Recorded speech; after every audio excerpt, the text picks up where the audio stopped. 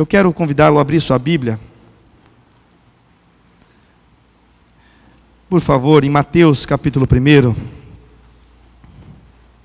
Mateus capítulo 1, a partir do versículo 18. Mateus capítulo 1,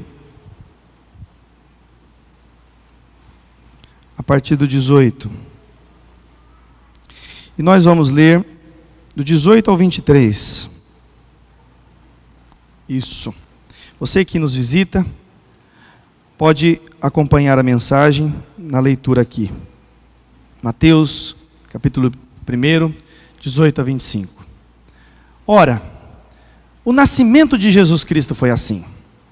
Estando Maria, sua mãe, desposada com José, sem que tivessem antes coabitado, achou-se grávida pelo Espírito Santo. Mas José, seu esposo, sendo justo e não a querendo infamar, resolveu deixá-la secretamente.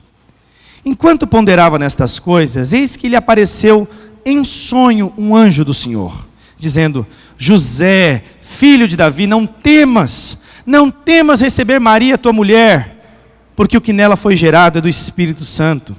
Ela dará à luz a um filho, e lhe porás o nome de Jesus, porque ele salvará o seu povo dos pecados deles. Ora, tudo isto aconteceu para que se cumprisse o que fora dito pelo Senhor, por intermédio do profeta. Vamos ler juntos? Eis que a virgem conceberá e dará à luz a um filho, e ele será chamado pelo nome de Emanuel, que quer dizer Deus conosco. Vamos orar. Pai bondoso, fale conosco neste momento, instrua-nos agora, alimenta a nossa fé, alimenta o nosso coração, alimenta, ó Deus, nossa esperança, ensina-nos a ver em Cristo as maravilhas do Teu grandioso ser. Disto nós precisamos, ó Deus, sermos capazes de olhar para o Senhor Jesus e de ter nele nossa esperança, nossa retidão, nossa justiça, nosso consolo, nosso Deus. Isso desejamos nesta noite, e é em nome dele que nós oramos por isso, em nome de Jesus, amém. Irmão, certa vez um filósofo, não é? Miguel Unamuno, ele é do início do século XX, disse que o nome é, em certo sentido, a própria coisa. Dar nome às coisas é conhecê-las e apropriar-se delas. A denominação é um ato de posse. Quando Deus fez o ser humano, Ele deu uma capacidade única, exclusiva ao ser humano. A capacidade de ser criativo, de dar nomes, de reconhecer algo maior ou menor do que si mesmo e nominar isso. Dizer o que esse nome expressa. Aliás, esse foi o primeiro tipo de trabalho que o ser humano teve no Jardim do Éden. Dar nomes à criação.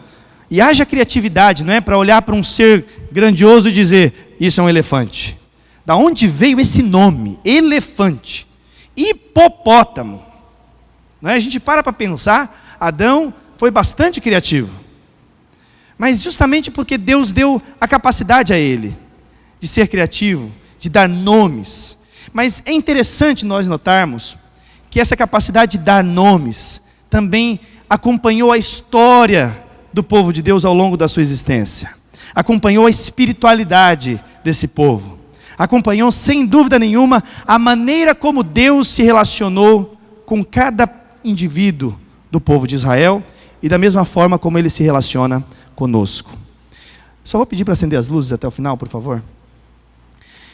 Sim, dar nomes expressa nosso envolvimento com Deus, porque foi assim ao longo de toda a história. Em toda a história, Deus se aproxima do ser humano, Deus vem para próximo de nós, Deus manifesta a sua bondade ao ser humano, e nesta relação do homem com Deus, da mulher com Deus, do povo de Deus com Deus, normalmente Deus era glorificado, o ser humano era abençoado, e o Senhor revelava uma parte de quem Ele era. E nessa revelação, o ser humano dava um nome a Deus, expressando exatamente uma pequena parte do caráter de Deus, uma pequena parte da pessoa de Deus. Foi assim ao longo de toda a história. Lembrem-se, por exemplo, junto comigo, o povo ficou 400 anos escravo no Egito. De repente o Senhor Deus aparece a quem? A Moisés. E Deus disse: eu vou libertar o meu povo. E essa vai ser a primeira grande libertação, porque haverá outra, uma libertação maior. A libertação dos seus próprios pecados, a libertação das suas mazelas, a libertação da escravidão maior que todo ser humano tem.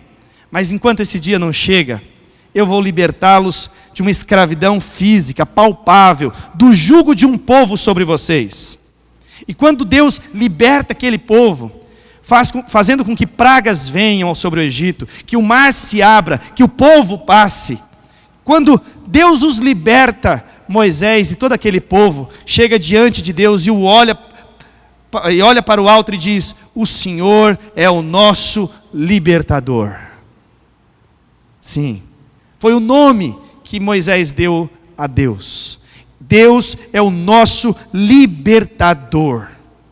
E a história do povo de Deus continua, num período em que a paz foi muito trabalhada e normalmente não encontrada pelo povo no período dos juízes. A paz foi sendo retirada, porque vez após vez, um povo maior vinha, dominava Israel, e eles perdiam a sua paz. Eles se tornavam escravos, eram subjugados, e Deus levantava um juiz, que conquistava a liberdade daquele povo.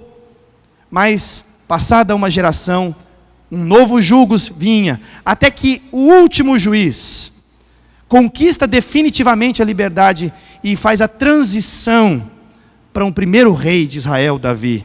Nessa transição, Samuel diz: Deus é a nossa paz. Moisés, Deus é o nosso libertador. Samuel, Deus é a nossa paz. Porque Deus conquistou para o seu povo a paz definitiva, mas ainda não era a grandiosa paz, porque essa grandiosa paz estava por vir na pessoa do próprio Jesus Cristo. Mas a história do povo de Deus continua, e Davi passa a reinar agora. Primeiro rei, Saul, depois Davi, e nesse reinado de Davi, várias conquistas são feitas, mas o próprio Davi tem uma experiência muito única com Deus. A experiência de ser perseguido por vezes, de quase morrer, de passar pelo deserto da vida, e se não fosse a misericórdia do Senhor, Davi não existiria como rei. Nessas experiências de Davi com Deus, por vezes, ele se aproxima de Deus e diz: o Senhor é a minha força, porque é dele que eu tiro as energias, o poder necessário para lidar com as demandas da vida. O Senhor é o meu libertador. Davi chama a Deus de nossa retidão, porque por vezes somos falhos, mas tudo para simplesmente dizer: o Senhor é. Davi foi dando nome a essa relação que ele teve com Deus, mas ainda a retidão plena não veio, não era ainda aquela. Ainda a libertação, a força estava em Deus, mas ainda não tinha vindo plenamente. Estava para nascer a verdadeira força do Senhor, Jesus Cristo. Mas a história de Deus continua, a história desse povo continua, de tal maneira que essa espiritualidade foi sendo expressada no livro de Salmos. E se você pegar o livro de Salmos, meus irmãos, quantas riquezas há nesse livro, quantas vezes, quantos nomes diferentes nós encontramos nos Salmos acerca de Deus. O Salmo 3 diz: o Senhor é o nosso escudo. O Salmo 23 diz: Ele é o nosso pastor, o meu pastor, de nada temos falta. Aliás, o Salmo 26 diz que o Senhor é a nossa luz, a nossa salvação. O Salmo 46 diz que o Senhor é o nosso socorro bem presente na angústia. O Salmo 91 diz que Deus é a minha fortaleza, que eu não preciso temer mal algum. Mas todos esses nomes eram apenas lampejos do nome maior que viria e que ainda não tinha nascido.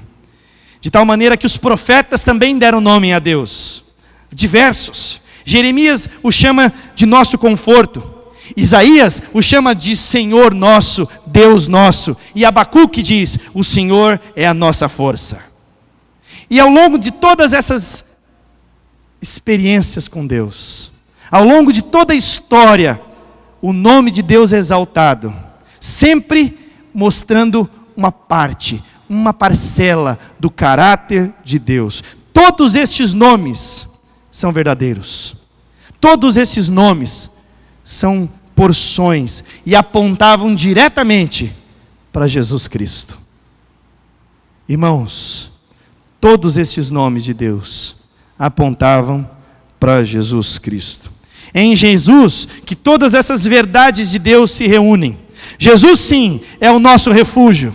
Jesus sim é a nossa paz. É o nosso escudo, o nosso libertador, a nossa retidão, é o nosso bom pastor, é o nosso refúgio, é a nossa luz, é a nossa salvação, é o socorro bem presente em toda a tribulação.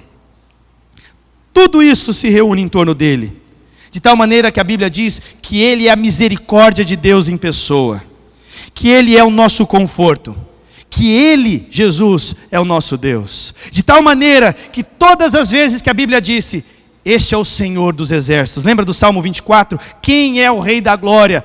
Este é o Rei da Glória. E este Rei da Glória não é ninguém menos do que o próprio Jesus. Jesus é o Deus de Abraão, o Deus de Isaac, o Deus de Jacó. Jesus é o começo e o fim de todas as coisas, o Alfa e o Ômega. Jesus é o nosso libertador.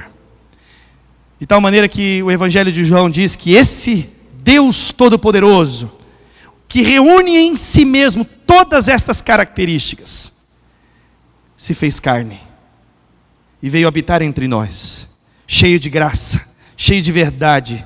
Nele residia toda a plenitude de Deus, Deus Todo-Poderoso, homem como nós somos. De tal maneira que Colossenses capítulo 1 diz que ele se despiu, ele deixou aquela roupa majestosa de Deus, ele se despiu, ele deixou a sua glória, ele deixou tudo que ele tinha no maior dos céus, para vir até aqui e receber sobre si as nossas culpas, o nosso pecado, a nossa injustiça.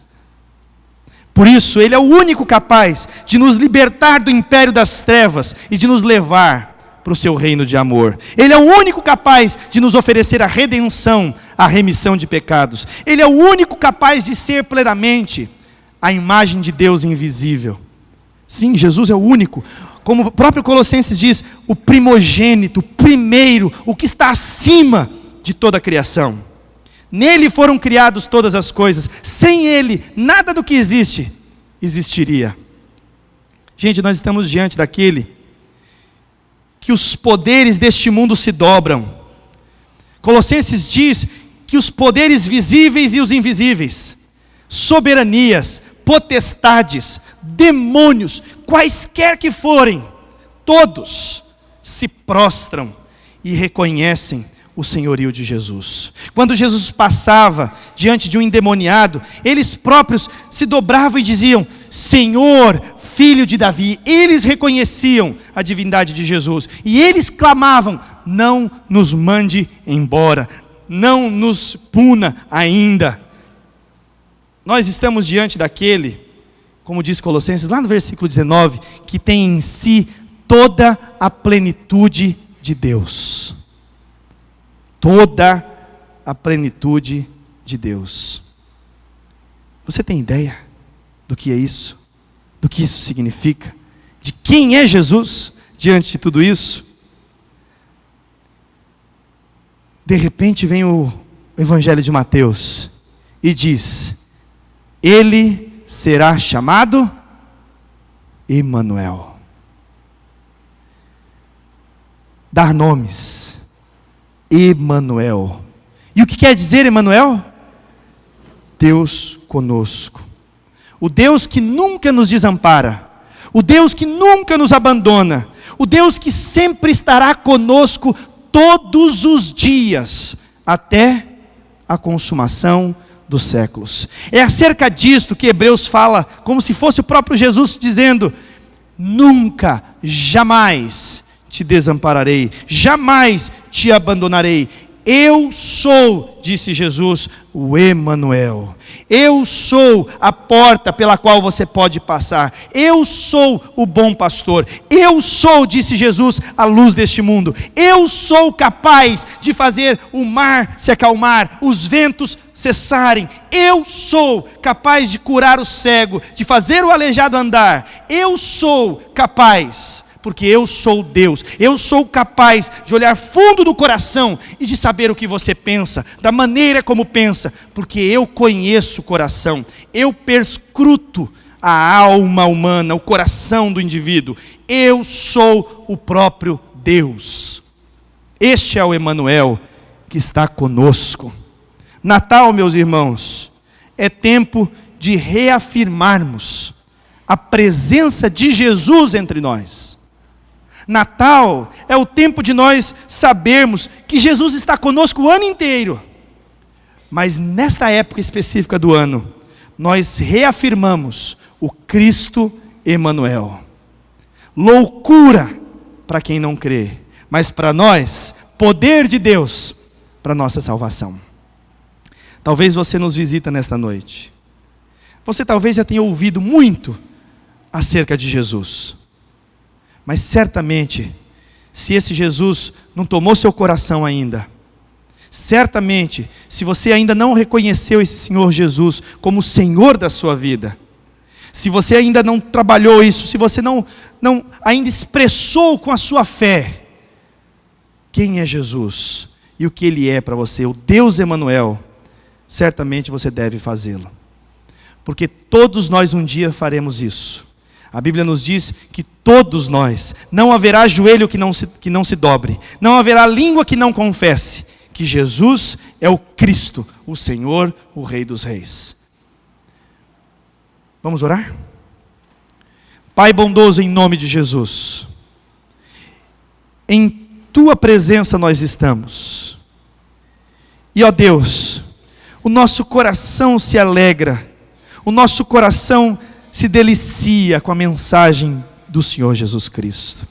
O Senhor é a nossa força, o Senhor é a nossa paz, é o Deus dos deuses, é o Senhor dos senhores, é o Deus que nos acompanha diante da enfermidade, é o Senhor que nos auxilia diante das nossas limitações, é o Deus que nos conscientiza ao enviar sobre nós o Espírito Santo e trazer sobre nós a consciência do quanto nós somos falhos, fracos e pecadores, e do quanto nós precisamos do Senhor Jesus.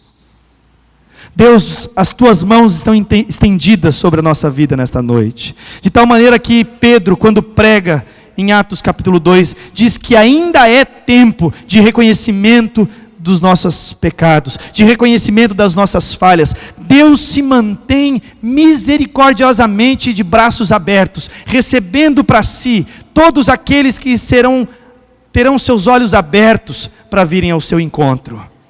Nesta noite, ó Deus, que o Teu Espírito Santo abra os olhos do nosso coração e nos faça crer, nos faça amá-lo mais, nos faça reconhecê-lo, o quanto o Senhor é grandioso, o quanto o Senhor é bom, o quanto o Senhor reina, o quanto o Senhor está sobre todas as coisas e também está aqui conosco. Esta é a nossa oração, ó Deus, diante da comemoração do Natal. Nós sabemos, sem dúvida nenhuma, ó Deus, que o Natal poderia ser comemorado em qualquer outra data, mas reservamos o mês de dezembro, o dia 25, para lembrarmos o nascimento do nosso sol de justiça, o nascimento do nosso Deus eterno. Se foi nesta data ou não, pouco nos importa. Importa que neste momento nós reafirmamos que Cristo é o Emanuel, o Deus conosco. Assim oramos e cremos em Ti, ó Deus, em nome de Jesus nosso Senhor, Deus que amamos, Deus que servimos, Senhor do nosso coração. A Ele seja a honra, a glória e o poder pelos séculos dos séculos. Amém. Deus nos abençoe.